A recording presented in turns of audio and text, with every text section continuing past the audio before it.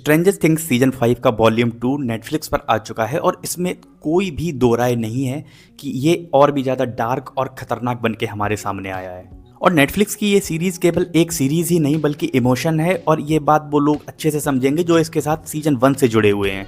ये विज्ञान की अद्भुत दुनिया का वो सफ़र है जिस पर अगर आप एक बार चल दिए तो सीजन 5 तक जाना आपकी एक मजबूरी ही होगी।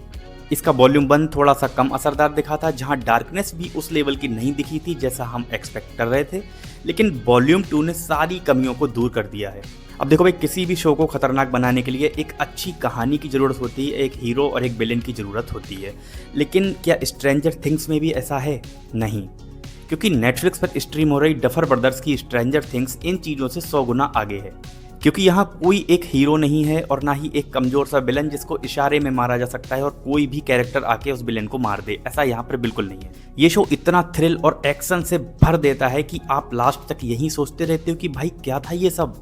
मतलब कहीं कहीं पर तो दिमाग ही काम करना बंद कर देता है। सीजन 5 का जब वॉल्यूम 1 आया तो मुझे भी थोड़ा फीका सा लगा था एंड थोड़ा सा अटेंशन हटने लगा था इस सीरीज से। लेकिन वॉल्यूम 2 की कहानी वॉल्यूम 1 के लास्ट सीन के साथ ही स्टार्ट होती है और फिर वही चीजें फिर से दिखती हैं जो लास्ट सभी सीजन में हमने देखी थी, कि एक ऐसा टाइम आता है कि सारे कैरेक्टर्स कई ग्रुप्स में बट जाते हैं, मतलब कई रीजंस की वजह से एक दूसरे से बिछड़ जाते हैं और लास्ट में मिल जाते हैं। वैसा ही वॉल्यूम 2 में भी देखने को मिला।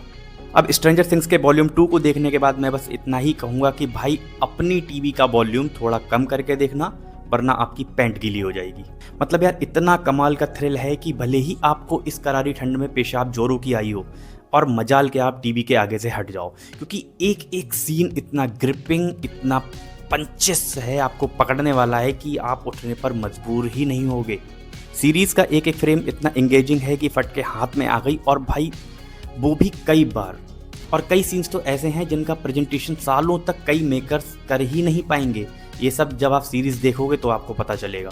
शो के वॉल्यूम 2 का स्क्रीन प्ले एकदम शानदार है और बहुत ही अच्छे से वर्क करता है, और आपका दिमाग जो है वो सारे कैरेक्टर्स के पीछे चलना स्टार्ट हो जाता है कि अब क्या होने वाला है। किसी भी एंगल से अगर देखा जाए तो वॉल्यूम 2 एकदम मस्ट वॉच है, जो सिंगल मिनट के लिए भी आपको कहीं पर भी बोर नहीं करेगा।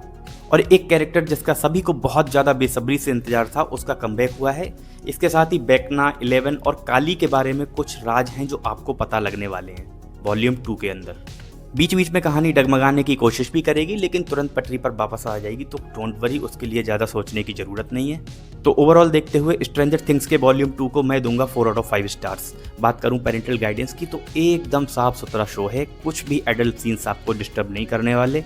आराम से आप इसको अपनी फैमिली के साथ देख सकते हो। बस छोटे बच्चों को चाहो तो इग्नोर करना, क्योंकि उनके लिए ये सीरीज़ मेरे हिसाब से तो नहीं लगता है कि बनी है। वीडियो अच्छा लगा हो तो लाइक करना और चैनल को भी सब्सक्राइब कर लेना अगर चैनल पर पहली बार आए हैं। मैं मिलूंगा अगले वीडियो में। बाय।